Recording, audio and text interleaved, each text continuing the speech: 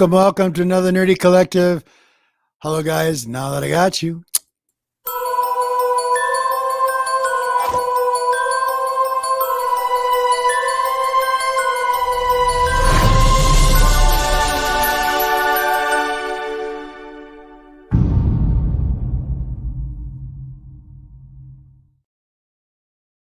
How is everybody tonight? I've got a few surprises for you tonight.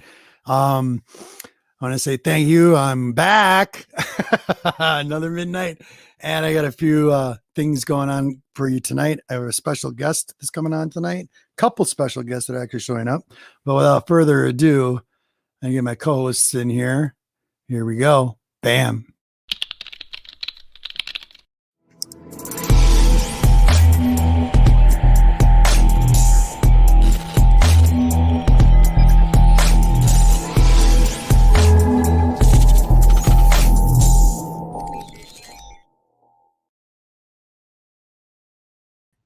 How you doing, buddy?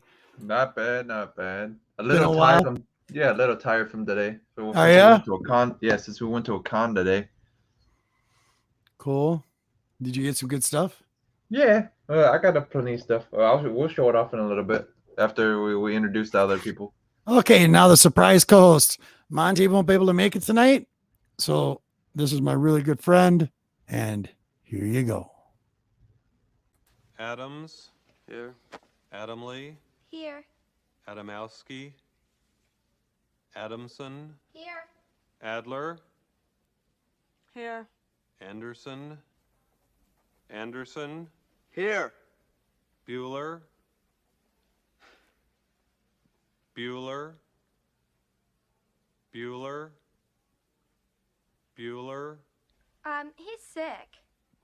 My best friend's sister's boyfriend's brother's girlfriend heard from this guy who knows this kid is going with the girl who saw Ferris pass out at 31 Flavors last night. I guess it's pretty serious. Thank you, Simone. No problem whatsoever.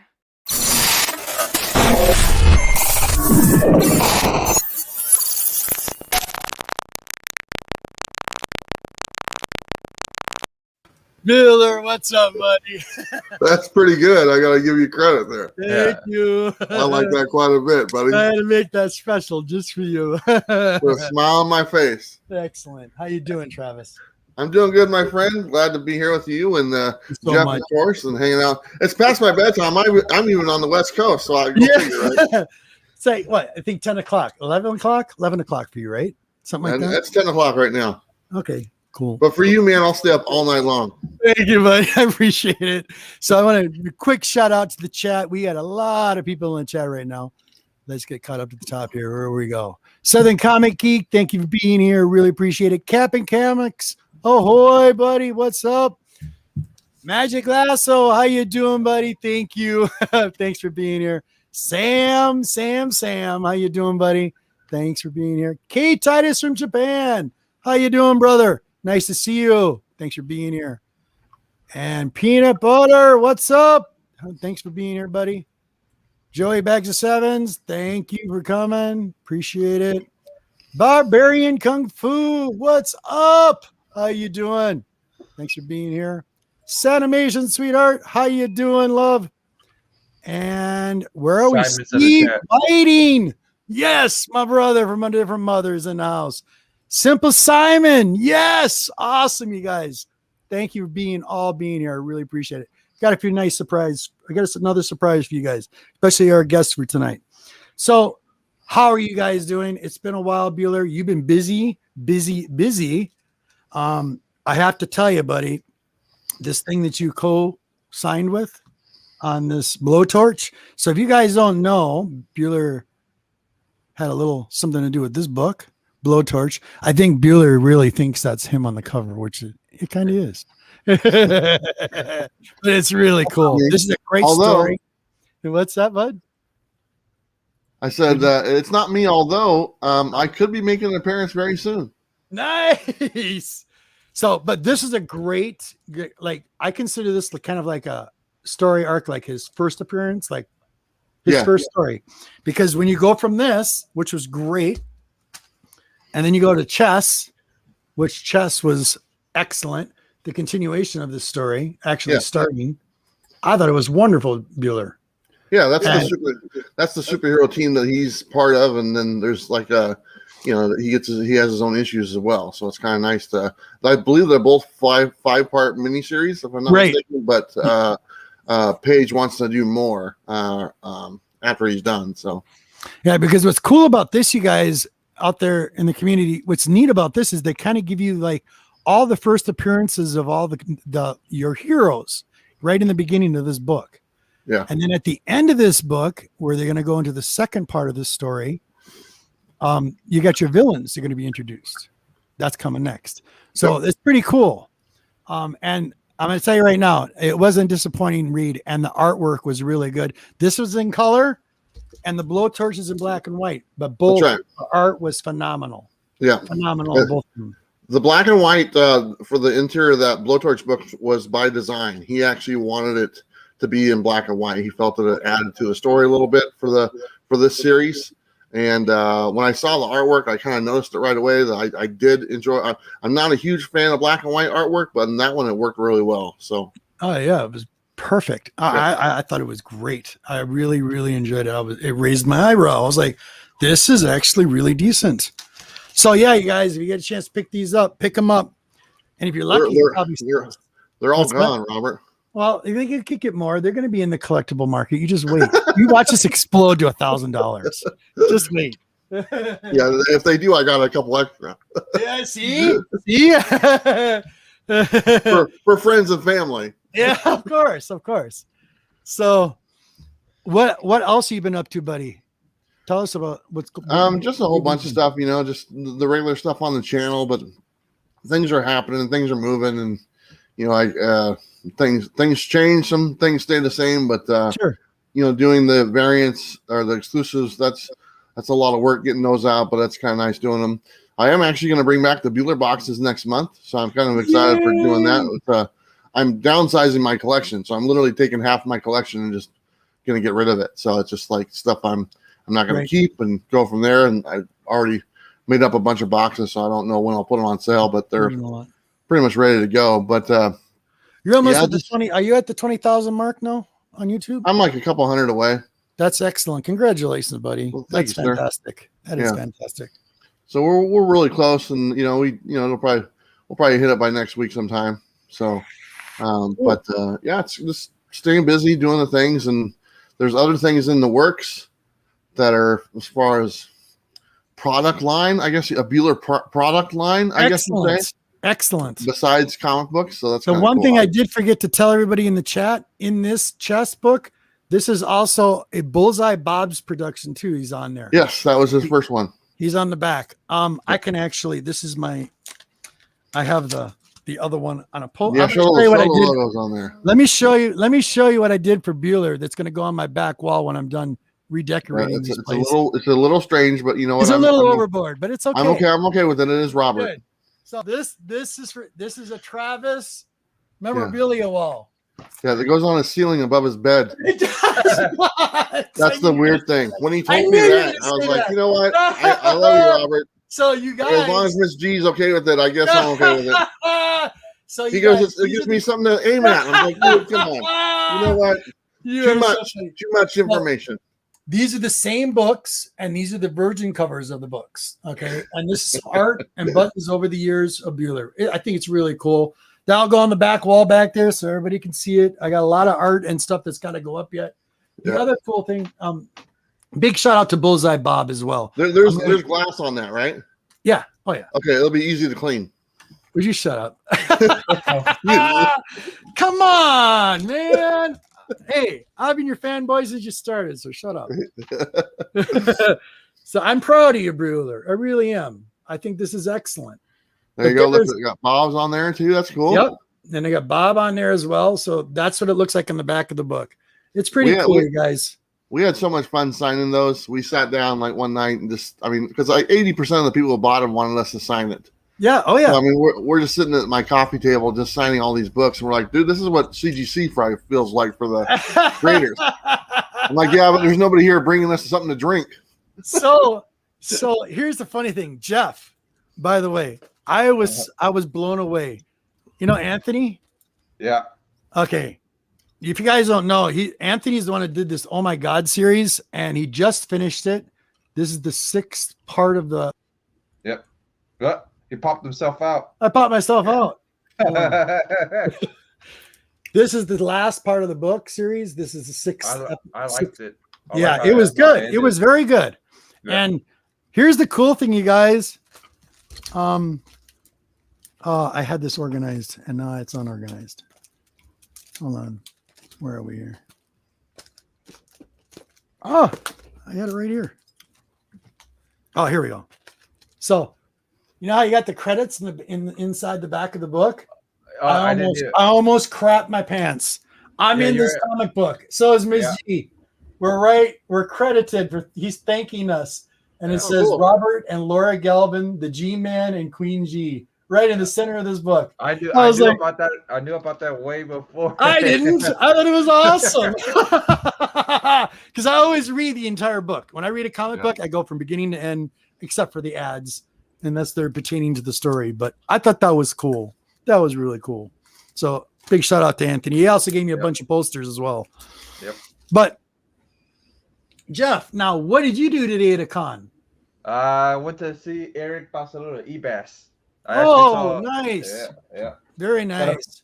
Got a bunch of stuff signed, and then I got 2 books off grading. Do you guys know how long grading is right now? It's 80-something days. It's like 80. I asked them. They said like 80 through CGC? Yeah, 89-something days. See, there's a way you can get around that unless you're going to do a signature. Right. I did the signature, so yeah. Yeah, that's why. Yeah. Big shout out, Barbarian. I wish I've signed my. He put a little money in his pocket. He'll have more opportunities in the future. Sure, Shorty. Thank you, sweetheart. Thank you for being here. Appreciate it. I'll show something I picked up. I haven't been on for a while. Absolutely. Oh, beautiful. Yeah. Beautiful. Who's that? Who did that? I love her legs in that. It is. That's what you love? Yeah, the legs. Her legs are gorgeous. Not her hard nipples. No, I'm not looking at Whoa. it. My eyes. Listen, you guys, you really don't know the G-Man. I'm a leg guy. I know the G-Man. I know more than I ever want to know about the Would G-Man. you shut up? Shut up. More than I ever want to know. Yes, shut up. And then We'll just leave it at For a that. long time. Okay, go. Keep eBay. going, buddy. Sorry. eBay sketchbook. Nice. I got signed by eBay. So Eric You got it. Barbuda. Is that his signature up on top? Yep, right there. Oh, wow. You put it right in the middle. You say Right in the middle. Seabass? Seabass. Seabass? Okay. Yeah. eBay. Seabass. And then Right, eBass. Oh, Yeah. that's that cover. Are Yeah. you serious? Yeah, he I signed it. love that cover. Yeah. That's beautiful, Jeff. Gorgeous. I had this for a while. So I had to remember. get I him- remember when you yeah. got it. Yep, I got him to sign it, and then his wife's story. This is his wife's story, and then his JP Wow. Roth right there. Wow, That's the nice, wife's buddy. name. Yep, What's the name of the book? it is Rothic 8. Turn it. That's What is it Rothic. about? it is about goddesses. Oh, really? Yep. You're right up Miss G's alley. Oh yeah, I forgot about that. Yeah. Miss G Lisa hit Eric's wife up because it's a pretty it's pretty decent, actually decent read. Excellent. I had met Don Mateague like a couple of like 2 years ago, and then I just met JP Roth this time around, Cool. but because the other one's she's in Canada. The Don Mateague's in Canada. She was Stop. supposed to be at this show. Okay. One Yeah. second. One second. Yeah. Do you have comics on the mind? I have comics on the mind. Kurt, thanks for being here, buddy. Appreciate it. I had to interrupt for a minute. I haven't seen You're Kurt good. like forever. Keep going. Oh, You got and a couple more? yeah, and then it came with the guys that I used gave us COAs for everything that I got signed. Wow. So it's actually in a national So database. And is that 1,507? Yep. That the number of that one? Yeah, that's the number of that one. Yeah. Okay. And then same thing with this one. Yeah. Oh, that is really pretty, buddy. Like I told you, it's pretty. all That's her artwork. She does the art. she doesn't do the one in Canada does, the Don Mateague. Wow. I like Yeah, her this is legs. Don Mateague's and then JP Roth writes the story. So Eric's wife writes the story, and Eric every once in a while Eric does covers too. And Mike Crone, Comics. Yo. yeah. Mike Crone cover, signed by Nah, JP there Roth. you better. That's better. Well, we got a redhead. I've been waiting. Yeah. JP Roth cover. That's pretty cover. Yeah, and it's a Mike Crone cover and signed by JP Roth, and that's another COA. Sweet. Wow, you got a lot of books today. Yeah, well, I got a lot of books signed today, and then because he said up to 10. Yep. This That's is his nice. favorite cover. One of his I can favorite see why. covers. That's a nice cover. Yeah. Ben Cobden, what's up, buddy? And then I got we'll introduce Yep. the next guest, Yes, and then please. I gotta Okay, there we go. Don't want them waiting too long. Hold Yeah. on. All right. So here we go. And here's our guest for tonight.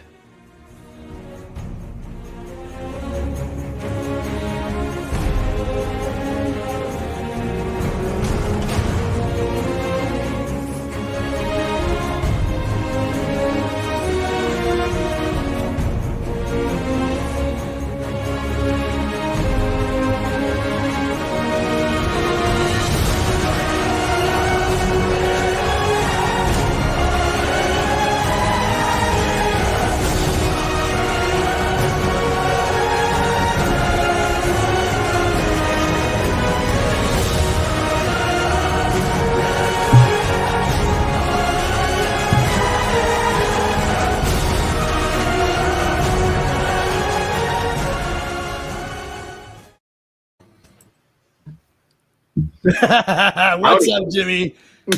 How you doing, buddy? Thanks for being Good. here. The Good. Geek Aficionado. You guys, if you've never met this guy or seen this guy on YouTube, you should. His links are down below. Everybody else's links is down below. All of his new stuff that he produced. Great stuff. I have to say, Jimmy. Great stuff. Thank you. How are you? Good. Good. Very good. Sorry for the little I just got back from sunny Orlando. Where, Yeah, he was in Florida. He was in where I Florida last missed week. out on hanging with Jeff. He had some sleepy time, but I did get to hang out with Steve Whiting and Cool. with Sean Stay Puft, and Yes. that was an excellent time hanging out with them. Very generous, Steve Whiting. Yeah, those guys are great, top notch. Awesome. Yeah, really good time. So, Didn't get to spend a lot of time, but did you just spend a lot of money? a little bit of money. More than I spent today on my Yeah. two purchases. So Yeah. So, Jimmy, what do you do? What do you do as a second job? Tell everybody about it. As a second job or as a full-time job? Well, either or. So my primary job, I am currently a manager of network infrastructure. And I spent the last 20 years working in IT, doing architecture and design for small and large scale network infrastructures, Okay. that kind of stuff. And your fun hobby? My fun hobby is playing with comic books. Yes. I make them much flatter Yeah. than they were before, and and I clean all the crap off it from people with their greasy fingers, and sliding it across tables and leaving them in dirty boxes for decades. Yeah. All you guys in the chat, I posted a link down below where he actually opens up a slab and what he's doing to it and how he's repairing it and repressing it. It's pretty interesting. You learn a little bit. Yeah, it's fun. I have lots of orders at CGC right now. Actually, here. There's another another row. Well, You do a lot of CGC. Yeah. So I do the cleaning and the pressing, and then submit to CGC for customers. But you heard how long it's gonna take, right, Jimmy? Like 80 Oh God, yes. Yeah. What a shit show. Yeah. But Mr. Lett was sharing some fun details on Instagram today, showing the differences between two companies. 9.8s can be over $1,000 difference. Yeah. Which I think is just criminal, to be honest with you. Right. It is. That a company's being devalued that way. Yep. And it's just One was like what was it? One was Hulk 181. Yep. One was 6. CGC was 6. I seen it. Freaking freaking CBCS was like what was it, like I think like 3, right? Something like that. I didn't actually see the 181. I was looking at the the DC Comics Presents 47. There was like $1,000 difference between those. Yeah. The first He-Man and first Black Cat ASM 194. There was a $1,600 difference between two 9.8s. And it's a 9.8, Sorry. right? Like, and if you know comics, you know how to grade comics, you know how to like review for defects and stuff. Like the difference between a 9.8 and a 9.6 is so microscopic, right? It's so minute. It's literally like can be one spine tick or two spine ticks where there's like the slightest color break there.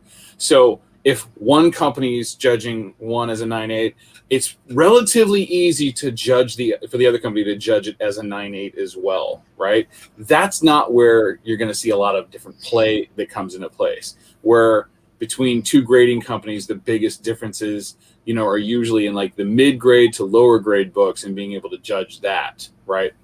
For example, PGX has gotten a bad rap because they've done a lot of bad stuff. Like they have not paid attention to see restoration, trimming, things like that have happened on a book, or they'll wildly, overgrade a book that ends up being like, say call something a 7.5 that winds up being a 6, right? Fun fact that this little con that I went to, guess who was there? The PGX? One, the one you just mentioned. Yeah. I mean, I will never send a book to PGX to be graded, and I'll never trust buying a PGX, Right. you know, like online. I would have to hold it in my hands and be able to evaluate it myself, Right. and then It's a still be little like, secret. You buy and still the be like, PGX for cheap, and then you unslab it. yeah, well, you would think it, but like, you know, like I'm likely to, you know, crack the thing open and look on the inside and I've done find it a couple color times. touch, you know. So I just, you know, it's really a kind of a rolling of the dice on, you know, on that. But CBCS is equally as good as CGC in terms of the grading. Where they lack is in the census, and that's really all it is. And it's just That's all it is. It's a catch-up game right now. Yep. And I got to be honest with you, I think their label needs a little work. CBCS. Yeah, Yeah, where they have the actual 9.8 or the grade number needs to have a white background. It just makes it stand out more, you know, like having that blue on blue. Or a different type of background, at least something to make it pop. Something to make it stand out. Yeah. Yeah. I mean, I like that the you know, kind of shiny blue. Yeah.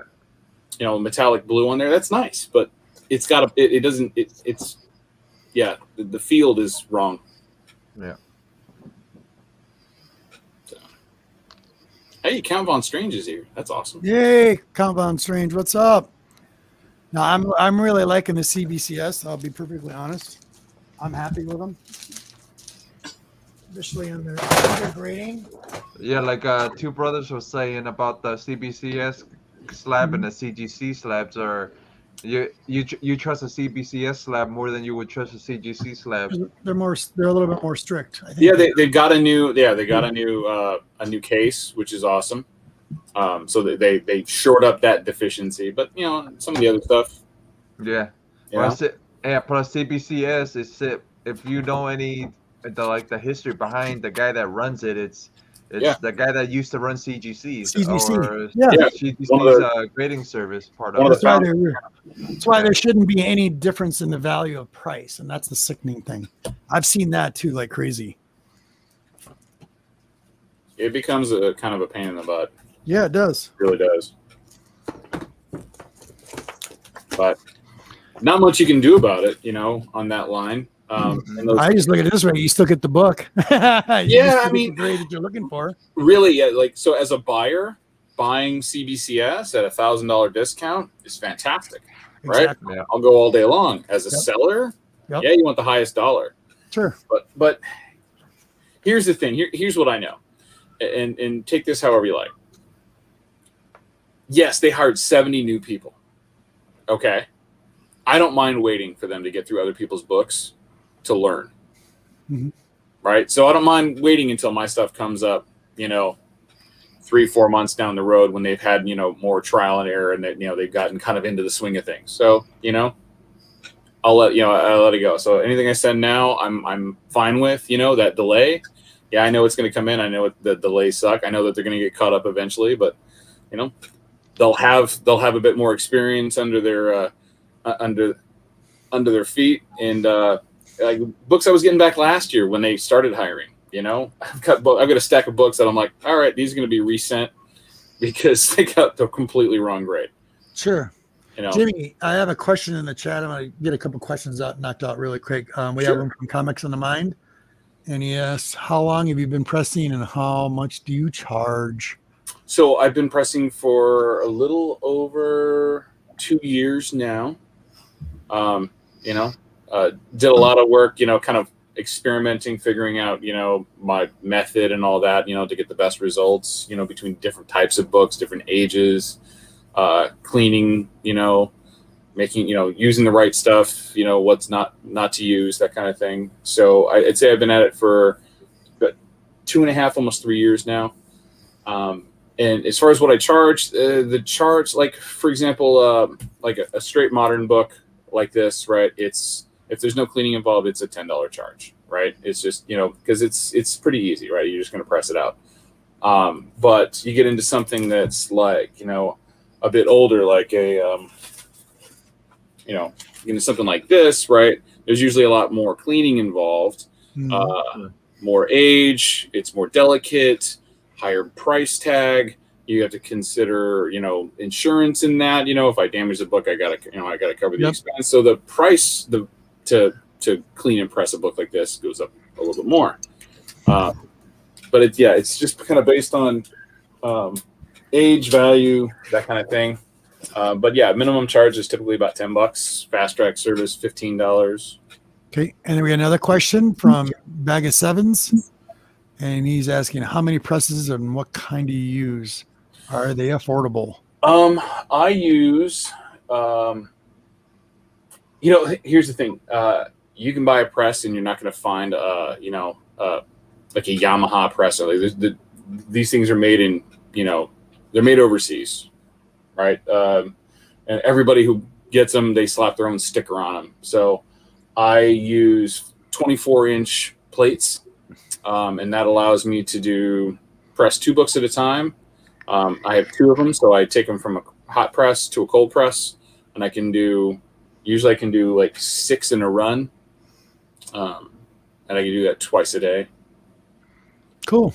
And Simple Simon, I don't think graders know the difference between a 9.8 and 9.6. Tyler from Whack Comics sent 2 books. Known defects, still got a 9.8. So that's a really interesting point, Simon. So known defects, if it's a known defect to the book, like the entire print run has it, then a lot of times they don't count it normally. They won't count that, right? Because it'll be a manufacturing defect that you can't get any other way, right? The grading comes into play when it leaves the manufacturing and gets boxed up. So damage in the box into handling into your hands and back to them, that's when you get the problem. That's when that stuff starts taking into effect. Like corners, if corners get worn, from box wear, right? Box rub and shipping, right? Hey, TJ Slab Drag Watson in the house. He's a big time slabber. Unbelievable. Yes, excellent collection. Big birthday, TJ. So sorry I could not make it, sir. I wanted to be on that stream with you, hanging out, but I was with the family in Orlando, getting ready to go to some theme parks. So happy birthday, happy belated birthday to you. Happy birthday, how was TJ. that? How was that going to the theme parks? I heard from Steve. You said your feet hurt. My feet were killing me. My feet, my calves, my knees, everything. Oh yeah, it was rough. Yeah. Where was it? Bueller. Oh, Steve Whiting says Bueller gets a bunch of books pressed and slabbed. You have one slab book, right, Bueller? I've only bought one slab book in my life, and that was when I was down there in Florida. I have some slabs people have sent me, but that's about it. So that's awesome. Yeah, I think it was hysterical because it's like the 2 firsts in one video, right? It was like Steve Whiting's first video of Bueller's first slab. Yeah, Bueller got this on a slab. Yeah. $65. I thought it was great. I was like, "What?" Oh yeah, that's great. I had the trade. Bueller showed. Steve showed that to me. That was awesome. He's like, I watched him pay for it. I'm like, "What?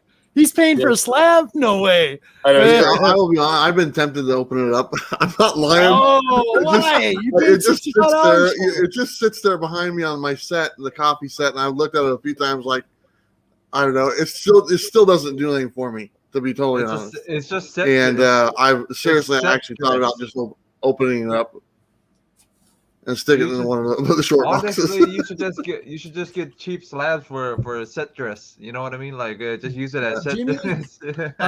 Another question from the chat is asking, Magic Lasso is asking, what comic book was and is the hardest for you to track down to purchase? That's a good question. Well, right now it's FF5, but nice. There's 2. I know 2 people going after FF5. You and Steve. Yeah. 2 people. Yeah. Steve and I had a conversation about that. Yeah, so Steve and I are short on a couple of books. It's that one and Tales to Astonish 13.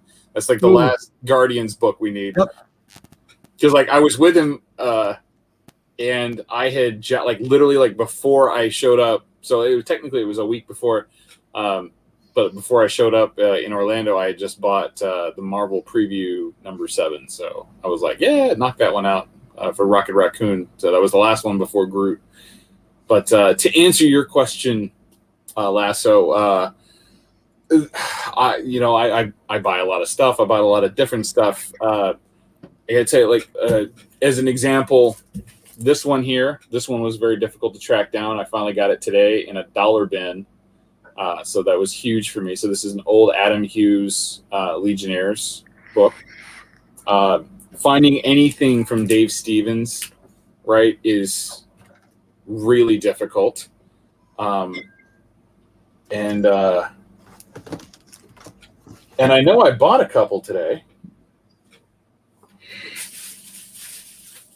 And now I'm trying to figure out where they are. Well, that's going to drive me nuts. I must have left them in a different box. So that sucks. Anyway, yeah, finding stuff like that is, I find, a little bit more difficult because I like to track stuff down in the wild. I don't want to just go to eBay and just, kind of pick it up there. These original series Dawns Beautiful. from Mike Linsner. Yes. They're hard to find, right? Low print run stuff.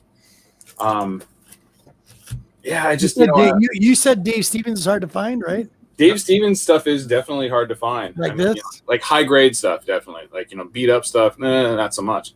I was going to buy that. I did see that on eBay, and I was totally going to buy that. So that's a panel from the inside of one of the Rocketeer issues. Yeah, it's not that particular issue that it's in, but it's from the original series. So that's that's his girl Rocket what's his name? Can't remember the Rocketeer's name.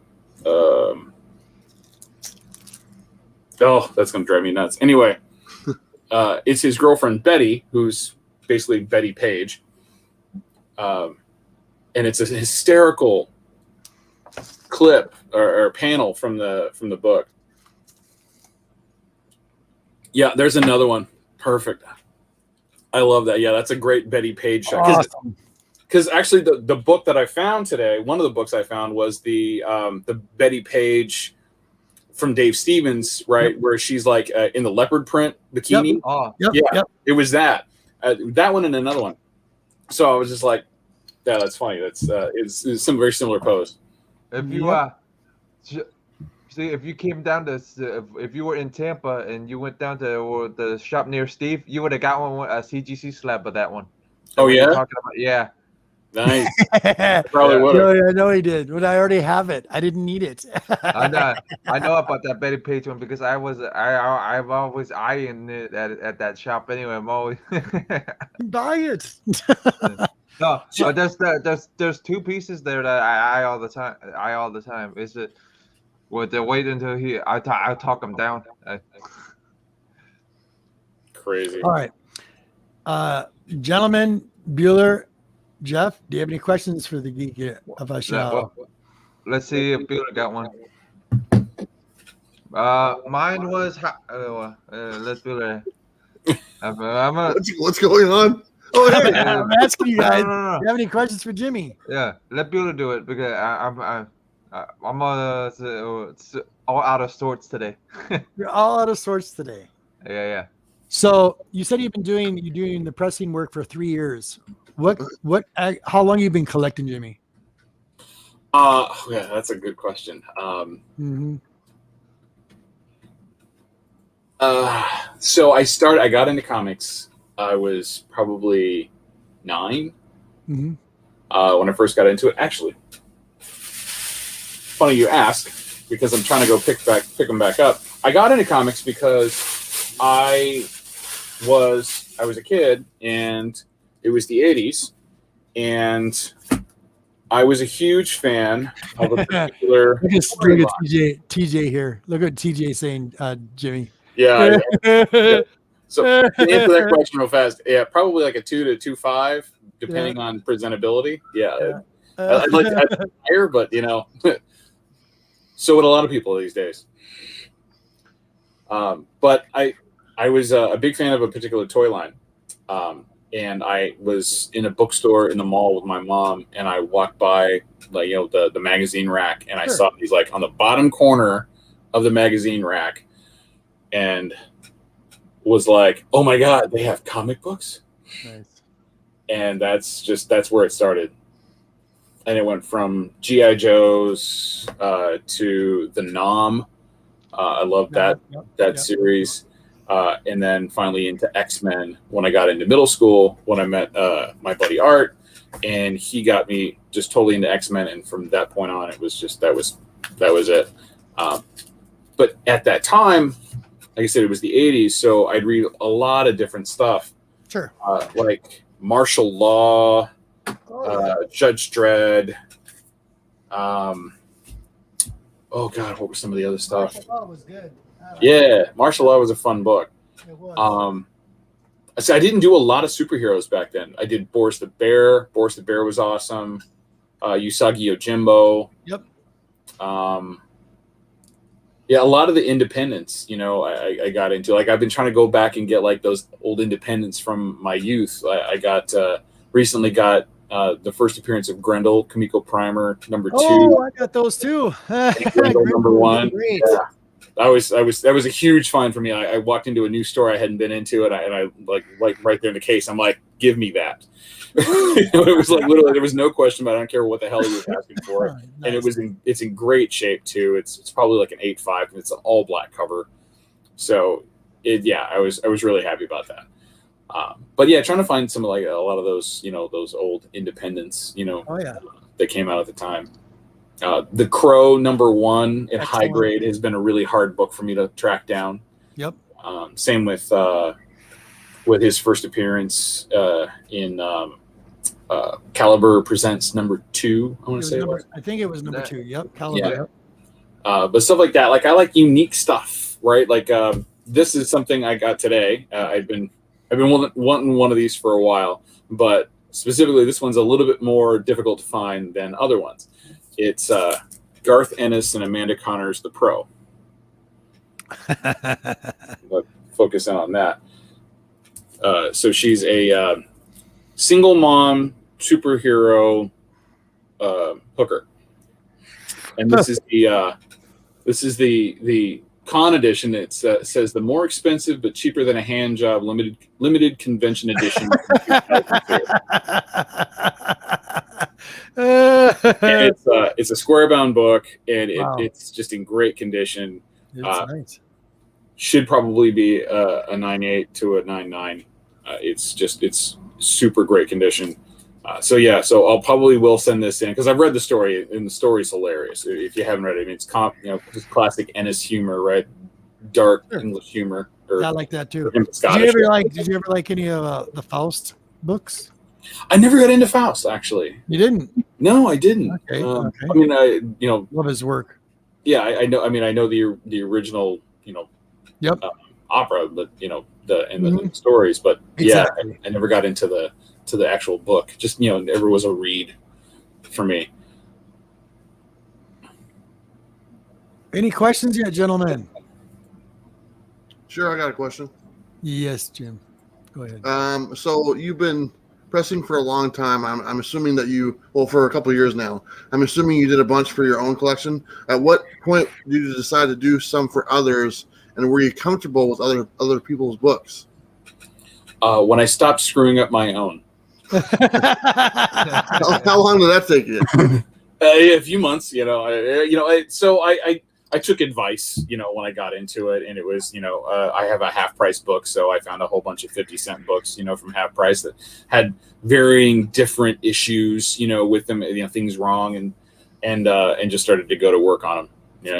Trying out different things, doing different research, trying different recipes for, the actual pressing and stuff like that. And like I said, I mean, you got different ages of books, different paper, different defects, things like that. Like, I love working on Golden Age books, right?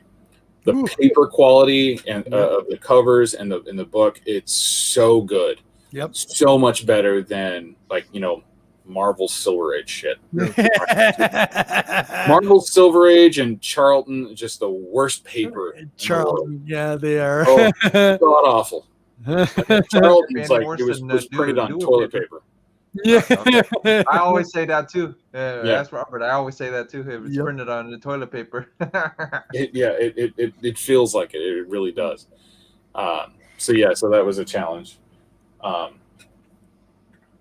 And let's see. Do you get nervous? Do you get nervous with higher end books, especially if they're not your own? I did a Fantastic Four #1 for a customer who's one of my biggest customers now. It was the first book he sent me, and I shit you not, it was torn through the entire book. Oh man! Like literally, like somebody had it as, you know, to level a table or a chair, and then forgot they were sitting down and tried to pull it out, and like it tore through the book. And it was so bad that there was like basically there was an indentation, like a dent in the book, like from like where it was. I spent over a month on that book. Wow. Just going in stages, you know, just trying to get it flatter and flatter and getting everything into the right spot. And then I started cleaning it. And I even did that in stages because, you know, you got to be careful because the inks will come off and stuff like that. And it was dirty. So I you know, just went through stages going through that book, and then finally got it to a point where, you know, it's like, okay, yeah, here's our final press, and sent it in. And even with all that, came back a 4.5. Wow. So yeah, he was super happy.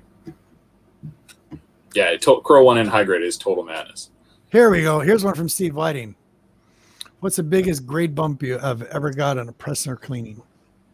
I'll go get that book. Awesome. Awesome. Of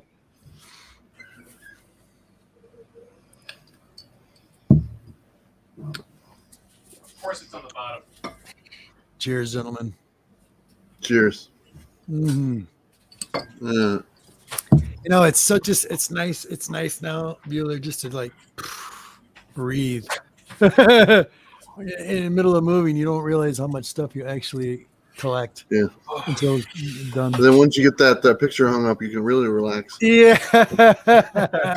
Thanks. You know, I it's a good thing I wasn't like on the panel at the time that you know, comment was made, because I was going to say it was Mrs. G that wanted it hung over the bed. No way. It's not going in the bedroom. Are you kidding me? Nothing going in the bedroom. Right. So this book, yeah, nothing with Bueller's face on it. Exactly. Hey, that doesn't mean my name isn't called out every now and then. By both. That's kind of the weird thing. But Okay. both at exactly the same time. Oh, That's man. called jackpot. Okay. Go ahead, buddy.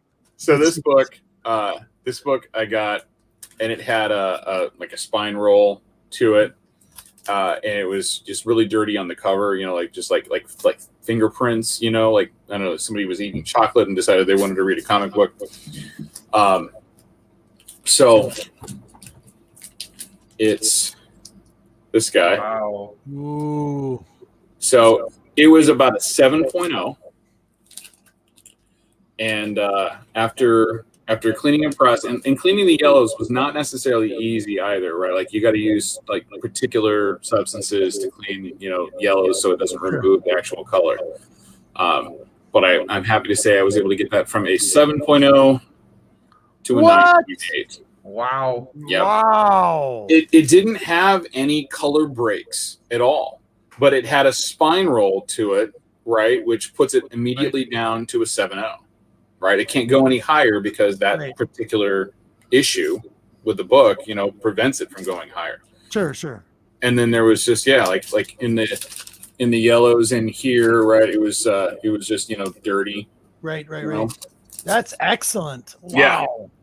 So like I got it. It was like it was my LCS, you know, and he's like, yeah. I'm like, okay, I'm done with it. And I'm like, I will trade you mine for this one in some cash. And he's like, okay. So I gave him my copy, which is probably about a 7.5, you know, raw, and $60. And now this guy, Damn. I really came out on top on that one because this guy's Yeah, like, dude. it's like $1,800 now, something like that. Yeah. Something crazy. Talking about that, the Swamp Thing. It's funny. I work at a work. Yeah, never mind. I won't even go there. Go ahead. Speaking of the Crow, so Yes. we'll just hop back onto that. Yes. I haven't shown this yet because I just got it in, and it's one of my favorite pieces. It's a Miko Suion variant, Love that book. It's love that so book. beautiful. It's just Looks- one of the best renditions I've ever Yes, seen of Brandon it Lee. is. Yes, it Yeah. is. It's such a great book. Yes, it is.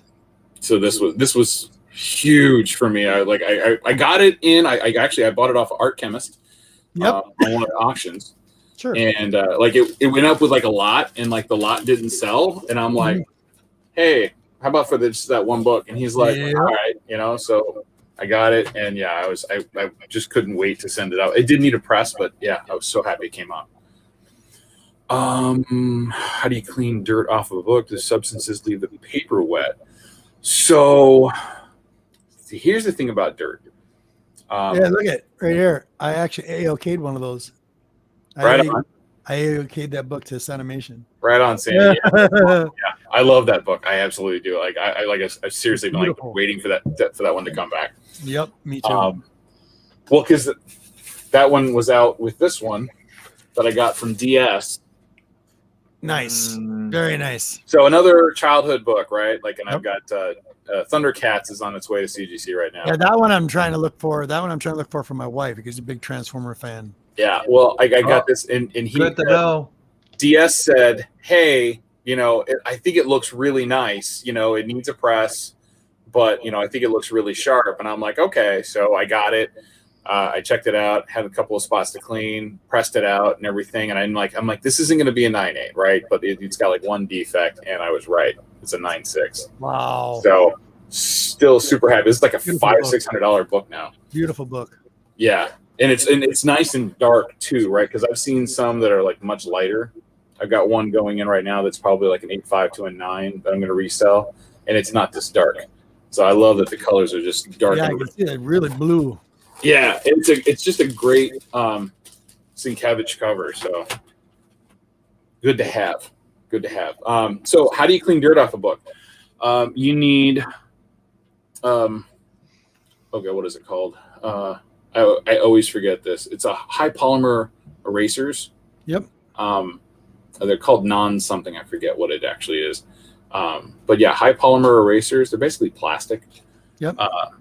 And then, I use just a large like paintbrush to kind of brush the stuff off. Nice. And then I have this tool, which you'll laugh when you find out where I got it. But it's a double-sided tool, and this edge, for me, just kind of helps to like just kind of scrape little pieces off. And then you got this side here, which is a kind of like a scooper. Yep. And that kind of just helps to like kind of just get at stuff like chunks Sure. that are on there and things like that. Sure. And everybody's like, "Where did you get that? That's amazing!" And I'm like, let's see. Here we go. Yeah, I'm not gonna be able to see it. Anyway, it says Revlon. Yep. I got this from your nails. I got this from the yeah, it's for your nails. I got it from the grocery store. Yep. Of all places. I know about that stuff.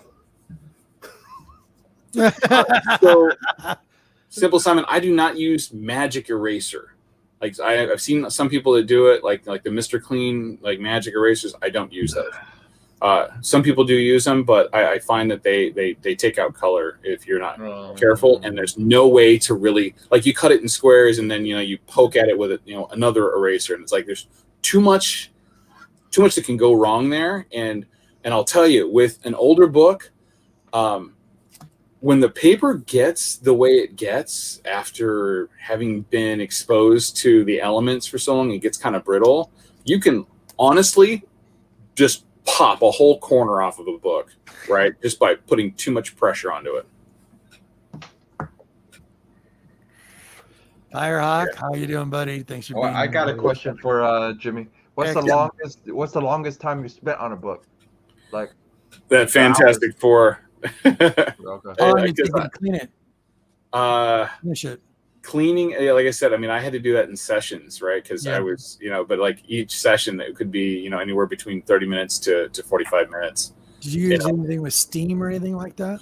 So when you get into the pressing stage, that's where steam comes into play, right? Because it's paper, and I don't mean to interrupt, but have you ever done like a video, like a how to? There's a lot of people out there that are interested in see how that's done. And and there are other videos out there that where people show their way of doing things. You have your secrets, don't you? What I've learned is that when you tell everybody everything that you do, you open yourself up to criticism, right? And you become you become open to everybody's criticism and their beliefs on the way things are should be done, and that can be very damaging. Gotcha. So it's like you do your way, I do my way. If the results come, what matters is the results. I'm not restoring books. I'm not doing anything like that. That's it's changing anything. Sure. So, yeah. You're cleaning to make them look better. Yeah, that's the job. Yep. That's awesome. Awesome service. Especially. But about the steam, yeah. So the steam is used because when you add heat to a book, right? It's just, it dries it, right? I mean, it's paper, right? Sure. So it's wood. So you're adding heat, you're drying it out. So if you don't add something in there that's going to help you change the actual shape of the book, right? Sure. Which is what the moisture and the steam comes from. Steam is basically just you're taking a liquid, a solid, you're taking a liquid and you're turning it into vapor, right. And you're putting it into the book, and the book's going to absorb it to a degree, and then you put it into the press. You add heat again, and the heat, takes the moisture back out, but you're having the pressure put the book into a different shape. Mm-hmm. So it's a process. It can't be done without it, right? Like or at least it shouldn't be done, especially on older books that have more element exposure. Gotcha. Yeah, a little while ago we had Barbarian Kung Fu. I watched Barbarian Kung Fu do it. He does the same thing, but for himself. Yeah. And he's cleaned books and pressed books. I've watched him do it. He actually did it to an old Golden Age book of mine. I was pretty impressed. You really cleaned it up. Yeah, Fu doesn't have a lot of time to deal with other people's stuff. He's too busy selling his own. Yeah, I know. Hold on. Where is it here? TJ said old magazines from the early 60s can split. Yeah. Like I've even seen, like, literally, it's so funny. I've seen more than one copy. Yeah, exactly. Yeah. More than one copy of Strange Tales 169 that just had exposure damage to it. And you were kissing that book. You can put it back up. There you go, buddy. I love those old Vampirellas. Yeah. I'm only 18 away from finishing this run off, so I'm happy. Right on. Right on. That's awesome. So you were saying about the spines again? Sorry. Yeah. So like if you go and you pull, like it can just like I had a book break on me. Oh man. Think about that. What does it take for a book to break to come in cracked, right? It was shipped to me and I looked at it and I'm like, what is this? And I kind of just peeled the page back a little bit and the book was actually cracked. And I'm like, not torn, but cracked. Right. And I looked at I took, opened the inside cover and it was just tanned all across the top from exposure. I mean, that's a book from the 70s. So it's all about how you handle this stuff. But yeah, old magazines and stuff like that, stuff that's left in a box, because there's no bags and boards for magazines back in the day. Magic Lasso wants to say, I want to take a moment to recognize Jimmy for the work he's done in organizing major Grail surprises for the comic community. It's a lot of work executing, and it's been amazing seeing the reactions. Unbelievable. Yes, I agree, Magic. Awesome. Thanks, Lasso. Yeah, I haven't got anybody to cry yet, but I'm still looking. I mean, I want to see like Waterworks coming down. I mean, honestly, Man Cave got Waterworks out of Lasso when he dropped that Wonder Woman 98. Yeah, I remember that. That was amazing. It was like emotional, and like it was genuine. So that was a very powerful video. I got a question for Jimmy. Yeah, well, this was originally wasn't even Frazetta. And this is actually not a Frazetta. It is Todd Bowman. I thought that was one of the Frazetta covers. Frazetta is 1 and 5. 5, that's right. 5 and 6, and then 6 is a little piece of him too. But yeah. One thing about this thing was, it had a sunspot. You know how it's a white cover, but it had a bit. If you can see it, there's still a little bit of it on the cover there. You see it? Yeah. So that's an exposure line. So Yeah. there's dust shadows and there's exposure lines, and Right. dust shadows can actually be cleaned off with the right stuff. Now, I don't know what that is. The CGC guys or CCS guys know what it is because apparently they can clean it off. And I don't know what it is, and I haven't found that anywhere in any research. So I don't know. But an exposure line is typically like it's kind of like burned into the page itself, and there's no coming back from it. Well, the presser I ended up using, he took a lot of time. He said he like, if you see the back of this, like he took, because originally he said the back was nasty. It was like bad. It was Vampirella book, man. I tell you, those Vampirella magazines, when I get them, like they're always dirty, super dirty. Yeah. Well, you got the people read them. Exactly. You wanted to say something else, or Beeler would have said something else. Yeah, but I didn't. Hold on, we got Splash Page in the house. This is funny. My other co-host for tonight, usually that's on tonight, but he was cooking tonight, so he's building a comic book empire. He actually made a whole steel building. It's pretty neat. Wow. Thanks, buddy. He'll be showing it. That's great. Who dat? Thank you so much, buddy. I appreciate it. Hey, who dat? Awesome. I didn't see him on. Yeah, he made a comic barn. That's what he did. Yeah, pretty much. Barn. Yeah, it's huge. That's funny. Jimmy, you're amazing. I know how hard it is, but I've made John cry. Yeah, I've seen that too. I remember that. So, one of the coolest things I've gotten recently. Yes. And this kind of like feeds like another like kind of passion. Sure. Not passion because I don't really get going, but like I just really enjoy them. My sister gave me this. Oh, nice. Gosh, I remember that game too. Remember the game? The game was awesome. On the Xbox? Yes. Yeah, I love and you that had the big so controllers. hard. Yeah. They had the big Robotech Battle controllers. Cry. Yeah. Yes. So tough. But yeah, it's a VF1J. It's the fighter, the mech fighter, and it's a loot crate. It's just so cool. That is cool. I like that. Very, very. I dig these.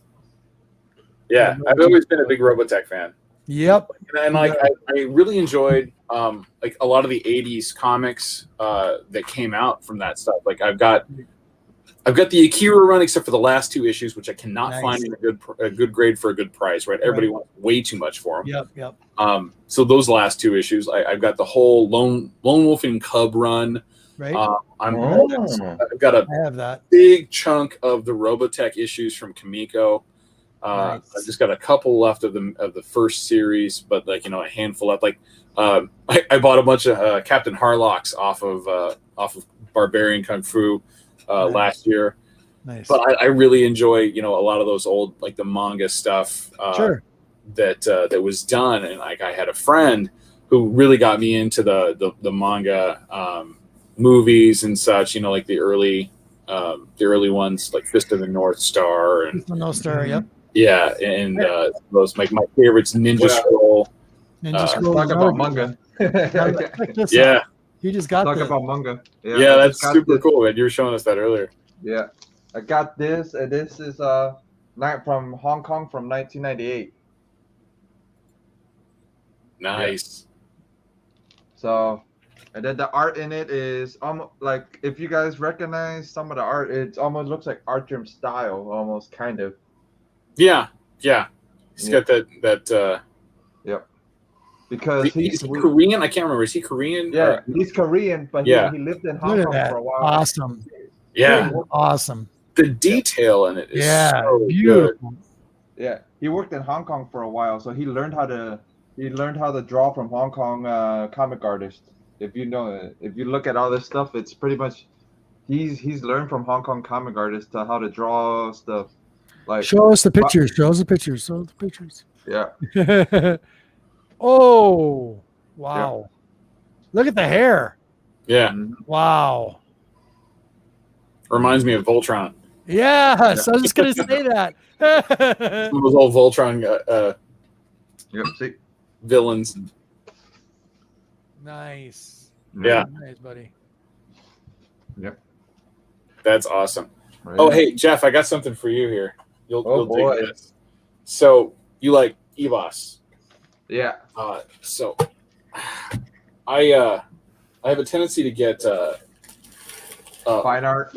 well, I was putting most of my money into actual books, so I wasn't getting like original art stuff for a while. Right. So usually when I go to the shows, I check all the artists' alley for really cool prints. Right. So I did hit up EBOS on Instagram. Chris Large, thanks for being here, buddy. I appreciate it. Look at its animation. It looks amazing, Jeff. Right? Yes. So I hit him up on Instagram, and because he had a piece that I wanted.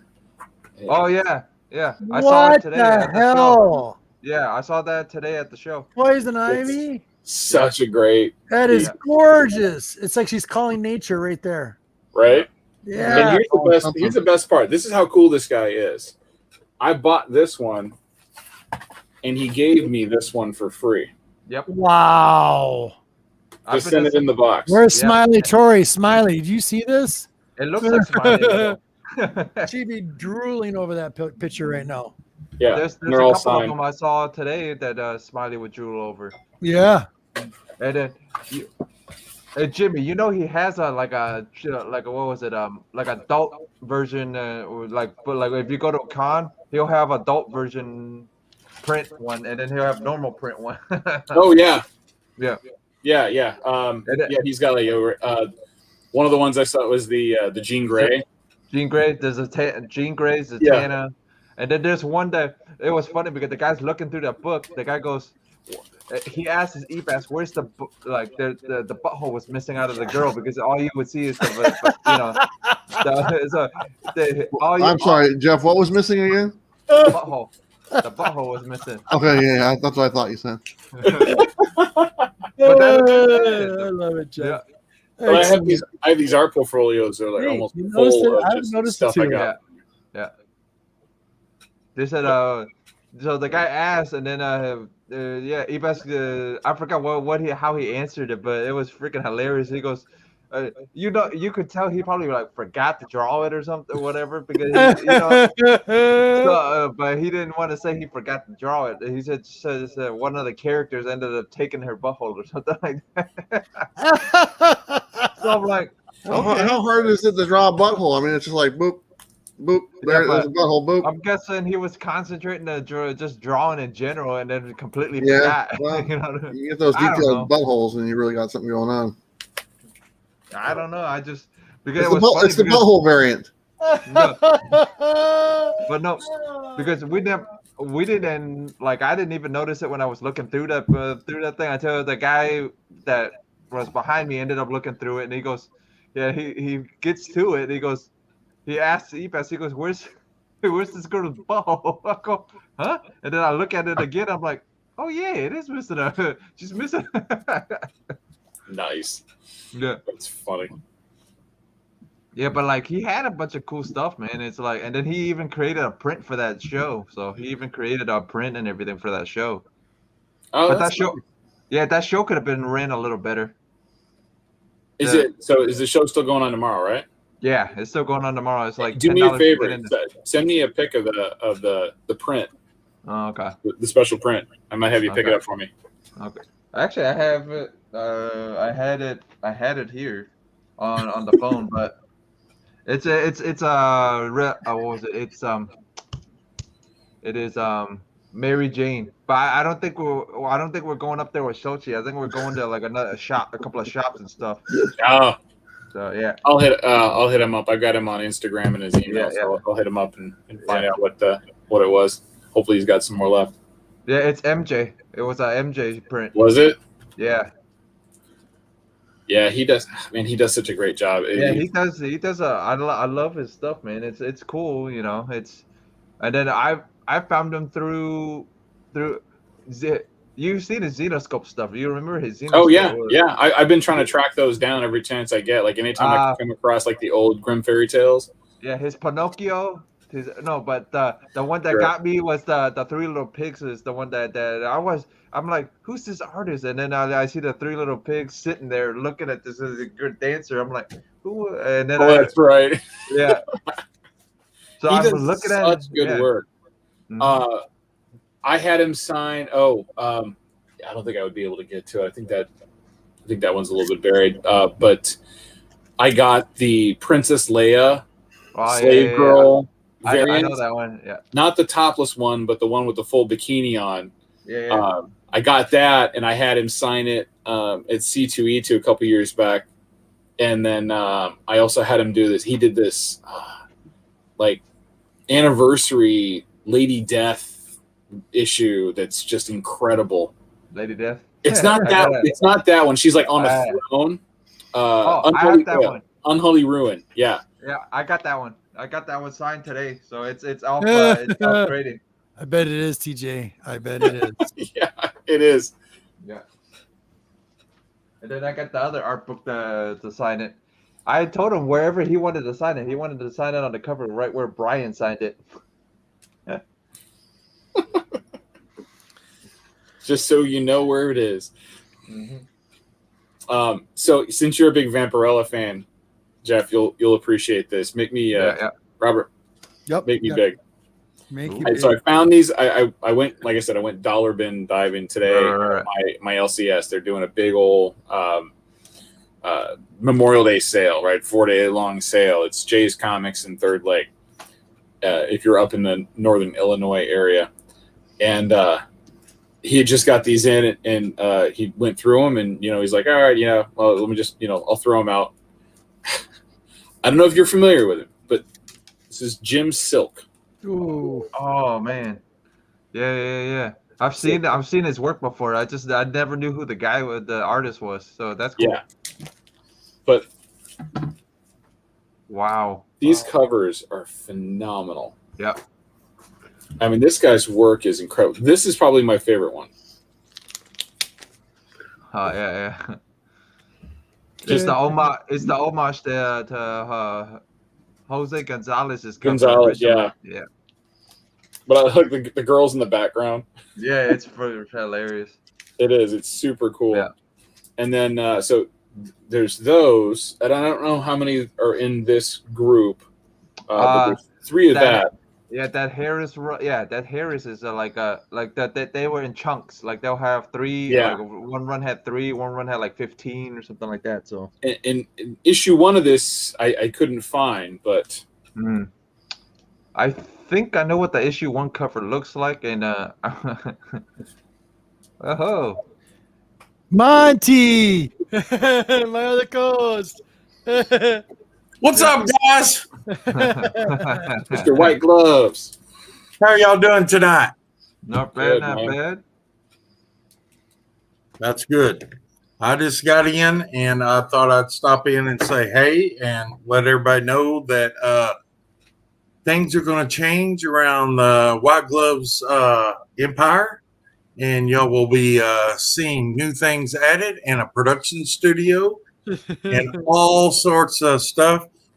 1,350 square feet of nothing but comic collecting warehouse. It's nice. So it's gonna be the biggest thing in Texas for comics. Next to ZZ Top and my beard. Yeah. I've been enjoying your show. Y'all been doing all right? Yes. Awesome, Thanks. Monty. Thanks for showing up, buddy. You weren't too sure if you were going to make it or not. Yeah. I just got through getting rid of 22 people. We had a barn. It's called the Barn Burner here in Texas, and we had a live band out in my barn and barbecue and a dance, and it was crazy. Do you have any questions for our guests? No, not offhand. Oh, he does pressing and everything, correct? Pressing? Yes, he does. What do He you find pressing Square Bound Books challenge, and how do you how do you overcome that challenge?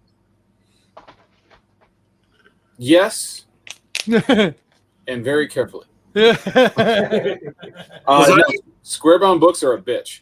Yeah, because I am also a presser. I press also, and I press square bound books. I was just wondering if you could enlighten the audience on some of the techniques of pressing square bounds. So, square bound is a very ambiguous topic because there are so many different types of square bound books, right? For example, like this one here, this is your normal cardstock square bound, right? Where the cover's kind of on a hinge here, right? And you have to be, you have to be careful of that because this is all glue through here. And that's one of the bigger challenges. Now, when you press, you put something between the cover and the first page and the cover and the back page. And on books like this, it's not such a big deal. But on a book like, for example, Batman Vengeance of Bane, it's more paper, right? It's a square bound, but it's paper. So there's two things that you have to concern yourself about. Number one, that you don't heat the book too much. You want to heat it enough to make it malleable in order to, get the flexibility into the book itself. But you don't want it so much that two things can happen. Number one, it's too hot that the glue melts so much that glue comes out the sides and kind of just dissipates into the book in the transition between the cover and the pages, because your buffer paper that you put in there, whatever you're using, can get stuck in there. Because when the glue cools, it just grabs onto that paper.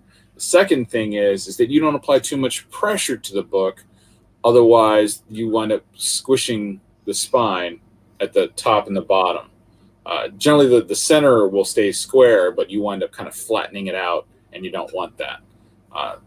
That happened a lot. It just in the manufacturing process of like giant-sized books, right, from the 70s. When they did Marvel did their whole giant-size run. Just a lot of times, just the cuts of the paper that they would stick in there, right? They'd be like, they'd miss corners and stuff like that, and it winds up kind of flattening out. Not, it's not like it was pressed and it was flattened out. It just, didn't have enough to kind of keep the squareness of the edge, right? And it just kind of laid down over there.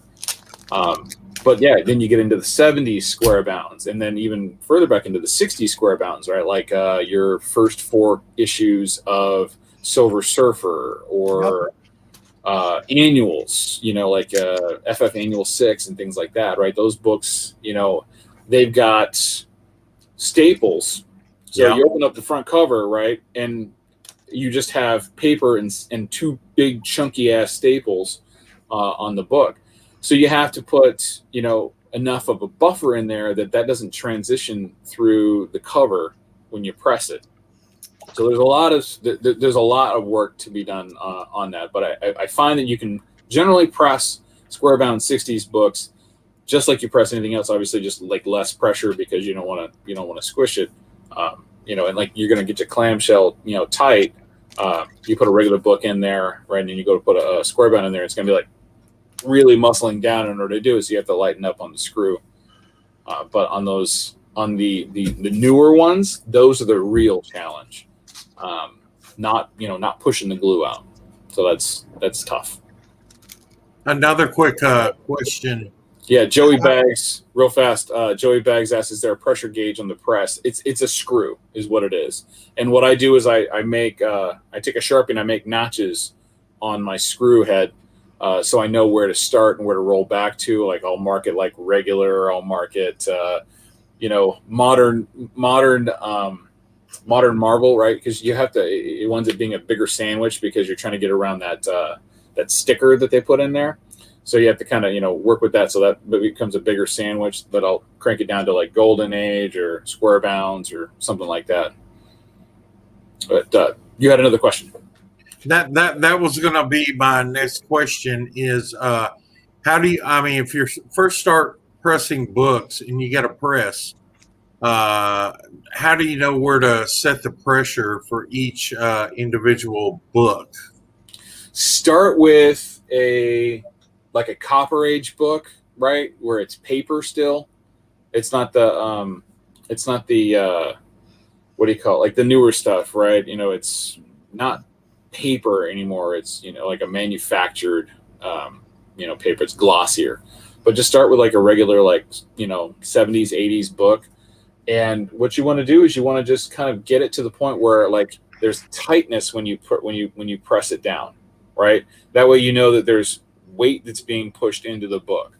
Not, you know, you don't want it too hard. You don't want to like crush it. You just want to be able to get it to the point where like once you make your little sandwich, right? And that's the other thing is it depends on how you make your sandwich, right? And I say sandwich because you're layering paper and, you know, and like a board in the center, you know, to kind of keep a spine so you don't sharpen your spines out. So there's different, you know, there's different techniques. There's a website called Captain Mike, and he's also on Facebook. He's, you know, he's the guy that started, you know, where I started learning is I started learning from what he was doing. He's deviated into areas that I don't necessarily agree with, you know, but, you know, it works for him. And he's using a single swing over press, right? So he presses one book at a time, and it's a swing over press. So I'm doing, you know, other stuff. Have a good night, TJ. Good night. Good night, TJ. Thank you for stopping by, buddy. Appreciate it. There is a method, and I can't remember the exact name of it, but they use it when they gap the pistons of a motor car, of a motor. What they do is they take the pistons where it's on the rod bearing, and when they tighten those down, it's a piece of string they put in there. Mm-hmm. And when they tighten it down, they torque it down so much, they untighten it and they pull the string out, and the string is flattened it out, and they take I'm trying to get centered because this isn't my usual camera, and they take a piece of paper and they match the flatness of the string, and it tells how much pressure was put on that piston rod. And I've heard that you could take and put that string in there, and you can press it down, and then you can pull it out, and you know how many pounds torque is on that pressing machine to press your comics. Have you ever heard of that? I have not. I mean, I've heard of the string method for pistons, but yeah, it's the same thing. When you tighten the piston rod down, you got to have the gap to where it spins and everything. It doesn't seize up. Yeah. So, and I can't remember offhand what it's called, but it's a little blue string you can buy, and when you close your press and then you stack everything on there, you can close it and you just match it up to a gauge, and it has how many pounds torque or pressure that you're having on that, because it mashes the string out. Yeah. It's like a piece of plastic. Yeah. And stuff. And I just wanted to let everybody know there's something out there that if you can get a hold of that string, and honest to God, I'm sorry, I don't know what it's called offhand. I've got some of it back there, but you can use it and have a little piece of paper that shows how much, and you can gauge it like that also. Yeah, no, that's cool. See, like one of my other, like Jeff's was talking about his Vampirella, and that's his favorite. One of mine is from John Carpenter of Mars. This is Steve Whiting, AOK. Nice. And I love this book because of Deja Thoris, and I just picked up a bunch of Deja Thoris just the other day. Oh, those Linsners are fantastic. I find those often as I possibly can. Absolutely gorgeous. That's my cover by. Yeah, mine are all the Perillos. Perillo. Yeah. Perillo. Here's Perillo. Mm-hmm. Mine are all the Perillo ones. Love that. And here we go. Linsner. Another Linsner. Yep. Yep. The two of those. Absolutely. And then here we go. Linzer. Newest one. Mm-hmm. That's cool. Yeah. Got two of those Red Sonias. And then, Is that new? Yeah, this one just came out. Just recently. So I got two of those. And then another Perillo. And then, does this not look like Bueller, guys? Tell me, community. With a beard. Those are nice. Doesn't that look like Bueller? No, Yeah, it does. no, that looks more like you. No, look at that. It looks like Bueller in the snow. Yeah, I can see that. You're the one who lives in the snow. That looks like It doesn't Bueller. snow. It snows here like every 5 years.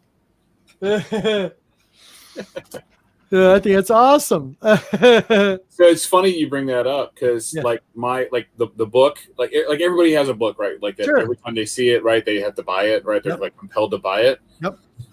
This is mine. Oh yes, Mm. absolutely. Yep. The Deja Thoris origin. Three- Yeah. 3 copies of that one in myself. Yeah. I just Beautiful bro. every time I come across a nice copy, I'm like, yep, mine. Mine. Yep. Done. Easily, hands down. I can't not do it. See, I love the story. I also enjoyed the movie that they produced. The one they dedicated to what's his name that died. The one that did for Apple. Steve Jobs? Yeah, before he passed, they dedicated the movie to him. I didn't know that. Yeah, John Carpenter on Mars, the one by Disney. Not bad. The one by is that the one with the John Carter on Taylor Mars. Kitsch? Yeah, Yeah, that was a good film. it was a great film. I don't Yeah, know why I don't know why they didn't keep up with it. I know. I mean, it was built to be